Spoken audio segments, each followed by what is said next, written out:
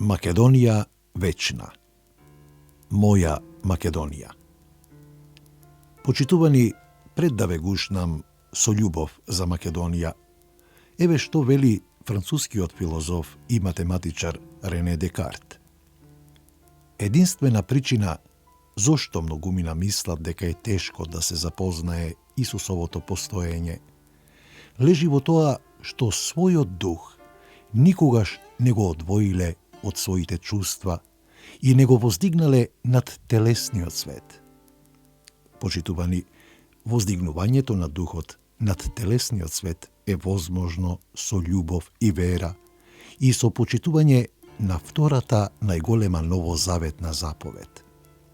Љуби го ближниот како самиот себе си.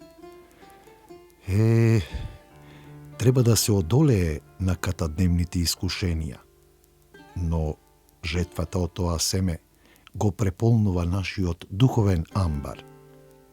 Иван Котев, истражувач на македонскиот фолклор, вели: со векови македонскиот народен гений неуморно ја облагородувал сопствената мудрост како скапоцен дијамант, закопан длабоко во тајните на својата душа, создал оаза на мудроста своја, ја полевал со капки на незаборав, ги хранел со неа душите гладни за убав збор, за да остане вечно плодна и непресушна. Денес жедно се пие од тој извор, животворен жубор на скапоцени капки фрлени низ реката на животот. Моја, наша Македонија, со беззаветна и безгранична љубов кон неа, со непрекинато мислење и работење за интересите на Македонија, на македонскиот национален дух, јазикот, народната поезија и животот, обичаите македонски под родната стреја, се што е македонско.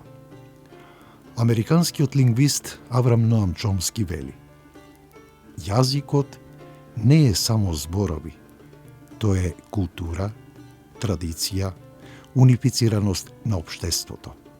Цела историја која го прикажува општеството какво што е.